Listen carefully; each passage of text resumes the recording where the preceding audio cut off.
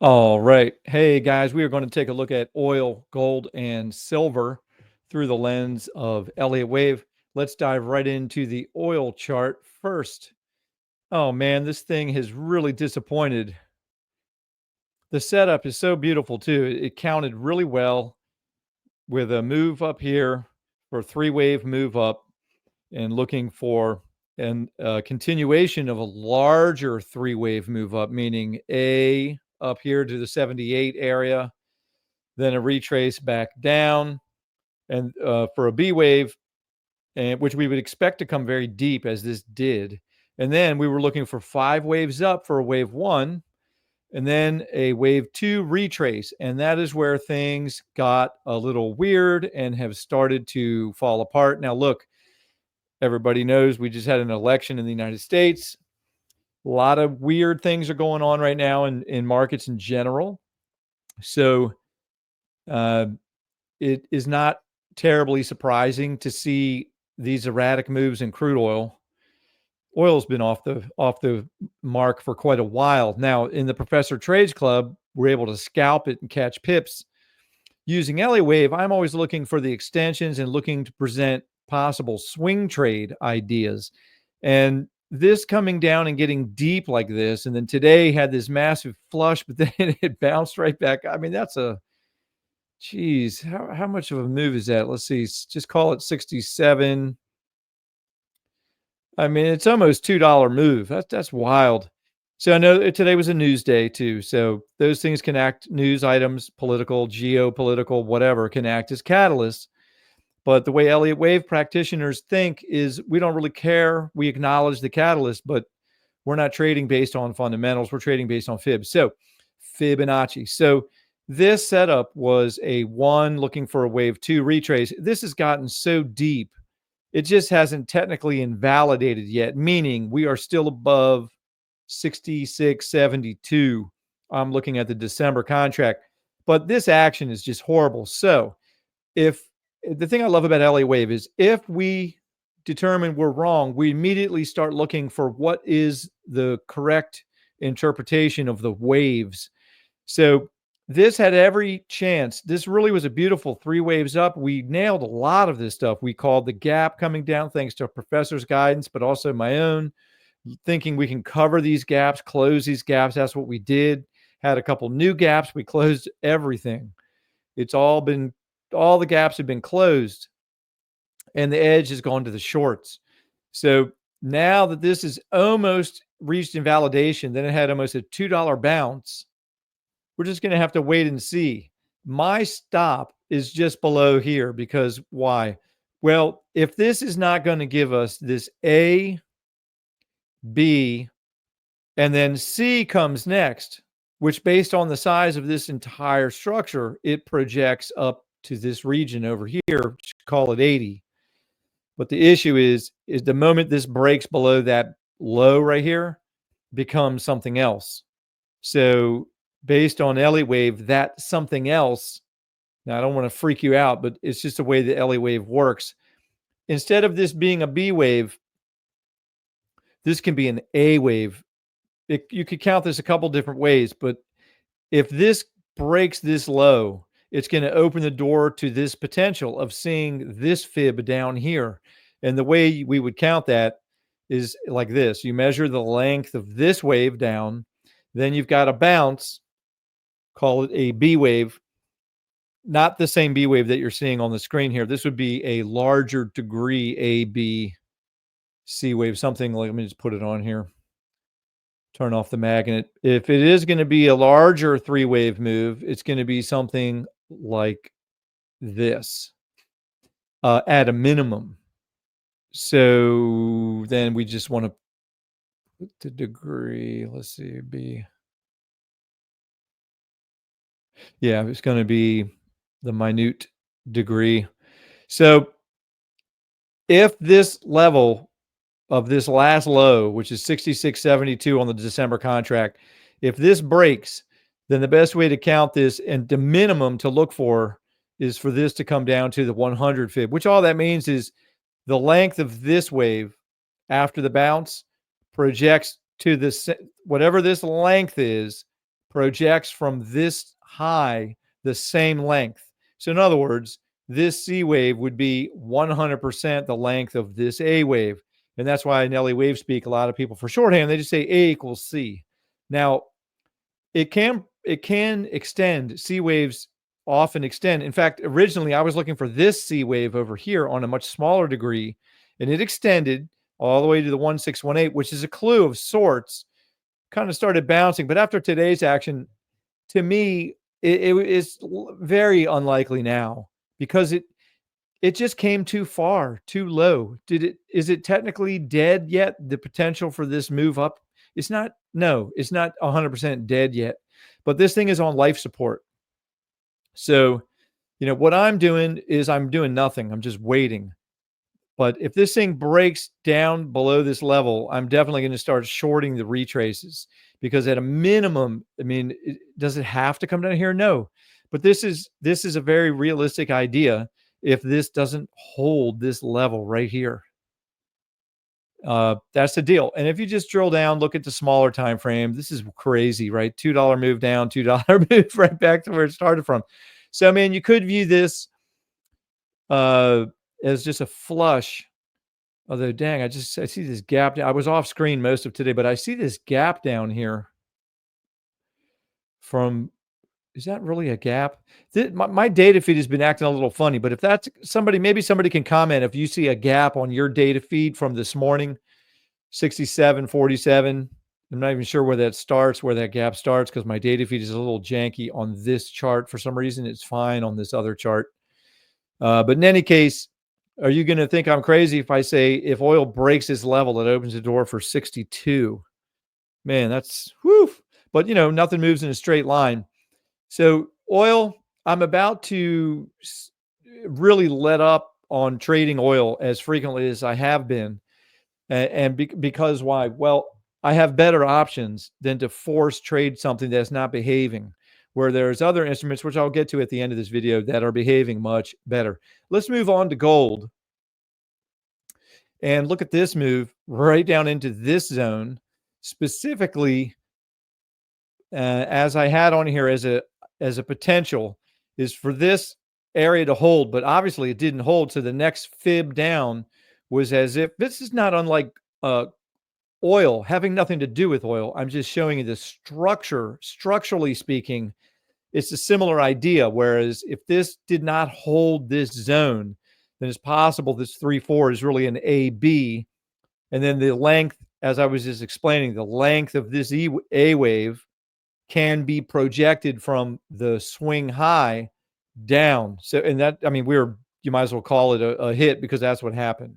So we're right down here about to finish off a 100% extension of the A wave for an ABC. So now what does this mean? What this means for gold is that either way, I'm looking for a bounce soon, but I'm not going to catch a falling knife because you don't have to catch a falling knife. Just wait. Let's see what kind of price reaction we get, if any, around this 100 fib. Because just as I was explaining, for a wave, there are really 3 fib levels that are often seen for I meant to say a C wave. There are 3 fib levels that are often seen. So since this 5 wave move is you can call it invalidated. So I'm just going to take it off of there. So A, B, C. And then, as you know, if you're an LA wave person, you know that C waves, a great majority of the time, are made up of 5 waves. So another way to think of this, to try to get a handle on where might this C wave be going, one way is to look for a ratio, which I'm not going to explain too much, but I'll just say that the distance of 1 through 3 projected from the top of where you think wave 4 may have terminated, which sure does seem to be 26.25. So just going to get this as close as I can without a magnet. And then the ratio is 618 to 764 is often a ratio box that can indicate where wave 5 would be. And there is some confluence down here with the 1, 2, 3, 6 fib in yellow for a C wave is inside of the ratio box for where you might want to look for the completion of a 5-wave structure. So the way I would count this is 1, 2, 3, 4, 5. Okay, there's some confluence down here between the zone and that fib level. So now inside of, if this really is the 5th wave right here, as you know, or maybe you don't, Elliott wave, a 5th wave should also be composed of 5 waves. So I don't want to make this video too long, but this is the kind of stuff that I do all the time. I just measure. So what I would, let's see. Yeah, it's kind of hard to see at this scale. And by the way, just like anything, on the lower time frame that you go, or in LA wave speak, the lower degree that you go, the less reliable it is. It's much more reliable on the longer time frame. So just for grins, let me see where this might. I already don't like it because I can kind of done this enough that I can eyeball it. But what I'm doing is looking for confluence between fib levels. So we just have to wait and see. So this internal structure is not entirely clear. So what I'm going to do is just wait and see. I had tried to take long trade twice, got stopped both times, defining risk, no problem. I don't like to stop out. But in this case, because of these extensions, I did stop out. So here it is coming down. I didn't want to short it either. Sometimes it's best just to wait. So if price comes down into here, this is the way I'm thinking of this. The next higher probability, well, it could bounce from here for sure. The 100 fib is very often a place to scalp from. So if you see price come down on the, it's just a continuous, which, well, it must still be the December contract, the front month contract. If you see it at 25.71, I think this is a reasonable place to just try to grab some simple pips. Just simply look for a bounce, try to grab some pips to the long side with the idea that this is a more high probability target looking for a swing trade. And all this would be is an A wave. Now watch this.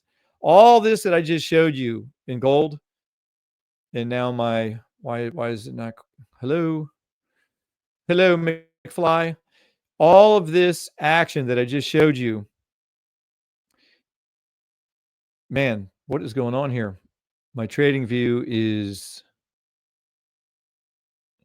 all of this. See, because I'm counting this is as a, let me go back to this. This could very well be the A, B, C because of the depth that I was just showing you. So this C wave down here, you have two choices. Either wave 4 is done, which I don't think wave 4 is done because of the timing fibs, these vertical lines. I think wave 4 needs more time based on how much time this entire wave 3. See, this white wave 4 goes with this wave 3, which originated way back here over a year ago and got right into this ratio box and got rejected. And now we have an ABC down to this level. So it's either, this is the reason I'm looking for a bounce, a meaningful bounce to trade, because whether this is going to give you another ABC or whether wave 4 is done, either way, there's going to be a bounce that's worth trading for because B waves are severe, and then it'll give you another C wave down. So you're if you've been following me for the last couple of weeks, you'll see we caught the top and we caught a lot of this short action. But what's difficult is when it's moving in threes, it's much more difficult to trade. But if you're a scalper and you're in the professor's club, no problem. You're going to be catching pips. So I'm looking for a low in gold that I can build a swing position to take it back up meaningfully. So I'd scalp from the 100 fib, but I'm looking for a swing entry down here just because of the confluence, even though I don't like this internal structure, but that's fine because on the lower degree, I mean, there's a 21-minute chart, you're going to have trouble nailing the lower stuff, the squiggles. So it's better to just stay on the 1 hour or the 4 hour chart. I mean, this is a zone. So looking for a bounce soon, but really the swing entry, just call it 25.37, somewhere down here below 25.50. All right, let's keep it moving. Let's look at silver. Not too unlike Gold, similar idea. Look, if it can't hold this zone right here, which has had every opportunity to hold, and if you've been following me, you know I'm big on parameters, so I don't make predictions, but I'm giving you parameters. And you can see that these arrows served us very well, because as soon as we dip below this level right here of the 618, even though it bounced, it opened the door. It opened the door to see this box, and now we are right at the box. So again, either this is the end of the fourth wave, just similar to gold. Either this is the end, the bottom of the wave 4, which I think I have to go over here to show you that. It's not going to be too unlike gold. It's, man, I'm sorry, my trading view is just, what is going on? Very slow. So the idea is, I think wave 4 needs more time, just because of the overall size of the third wave that I'm tracking, this white wave 3. I think wave 4 needs more time. So again, I'm thinking of this as a larger ABC. And if you've been following me, you know I've been saying things like the next gold pullback could take months, which was not an exciting thing to say when everybody was bullish to their gills. But Elliott Wave gives us amazing parameters and gives us ideas about where we could be wrong. So, and we use time and structure. So in any case, I think this is coming down in this box, silver. In fact, I hope it bounces again. And I hope it breaks this low and then bounces, because there's some good short scalps to be had in silver here. And then you can see the idea here is you get an A wave all the way down into this ratio box for 5 waves down as an A wave, and then a B wave bounce, and then another shove down to burn more time off the clock and get a little bit deeper for the final wave 4. And then you see, now this is not realistic in terms of time, because that's August of next year. I'm not talking that much time. So I'll dial it in once we get a little bit more wave structure. But the point is, silver could burn more time off the clock and get a little bit deeper. This is more realistic on this chart, actually, the 4-hour chart, talking about the spring, maybe February, March, April, if this gets a B wave. And we're going to know if it's a B wave or not by the structure, but we have to let structure develop, and that's going to give us the clues. All right, so there you go. That's silver. Now, these instruments that I just gave you a quick and dirty tour of, it's all very difficult to track. It's been very janky and difficult. A much more agreeable instrument set to trade are these currency pairs. Okay, so, and really what I'm talking about, and I'm just going to show you real briefly, UJ, but my favorite lately, because UJ has been extending to the upside, but this trade has been great for me. I started getting, well, I missed this drop because I was short up into here for a swing short, but it got too high for my liking, so I stopped out. And then I didn't chase, and I let it bounce. And then I built into a swing short position from up here. I've been posting that in the room. The people in the Professor Trade Club know exactly what I was doing. And then I even said I'm going to take off some, but I'm going to take off 80% down here at this 100 fib. Or excuse me. Oh, crap. You have to go back in the room and see what I said. But it was either 80% off of here or 80% off here. I can't remember now, but I took it all off. Or maybe I took 80% off here. I'd have to go back and look. Forgive me. I've been off screen a lot today, but it's in the room. I posted it in the room. So because it's entirely possible. Oh, yeah, that's what I did. I took 80% off here. I'm done. Just got a little bit of a runner left. And the idea is leaving the door open for this if it wants to come down to the next fib down, which would be a wave 3. But who cares what you call it? Level by level, we got this thing. We called it and we traded it short, and we booked the gains down here. So this currency trading thing I'm new to. I've only been really seriously tracking currencies for months now. So probably, I don't know, 6 months or something. Having good success with the EU, having fairly good success with the UJ. But I did not trade this because I just didn't like the way this kept coming up. But I know the professor, he's been posting trades, and I believe he's short and probably still short from up in this region. So if you're trading small enough, you can take heat like that's nothing, right? If you go too big, you can't take any heat and you cry. So the New Zealand dollar pair, I've had some good trades with this thing as well. Now, the guys that are following me in the room know I booked all of my gains down here, and you can see this extended. So now I haven't done the homework on this, but I'm just showing you this behaved really well. And I can already see that one way you could think of this is instead of a 3, 4, 5. I mean, obviously that's not what it is because it broke that low. But there's another way to measure this as an ABC, but I'm not going to burn time on this video doing that. So this is a perfect example of me being wrong, like dead wrong in Elliott wave, but the trade was amazing.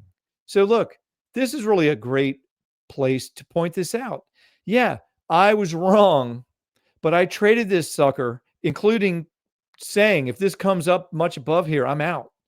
But it didn't. I wasn't out. I stayed in the trade. I held it all the way down to here, which was very intentional and conscious. But now I see that it came back down even further. So something else is going on, and I have to do the homework, because what I do is I zoom out to the daily, sometimes a weekly, and try to figure out what is going on here, because obviously what I was projecting did not play out, but I still nailed the trade, and I still took off the shorts here. So am I going to cry? But no, I'm not going to cry. Listen, if you can be wrong and make a whole rack of pips, great. That's what's been going on here with me and currencies. So anyway, that is the deal. Thanks for watching, and I will see you in the Professor Trade Room. If you are interested in joining the room, the link is always in the video description of my videos. So join the club, come on in, get a bunch of schooling on how to scalp. I'm presenting targets for swing trading for your runners. Anyway, that's the deal. Thanks for watching, and I look forward to seeing you on the next one. Hey, if you're getting value and you like it, please give me a like. Encourage me to keep going. If you're new, hit the subscription button so you'll get notified when I drop another video. All right, guys. Thanks for watching. See ya.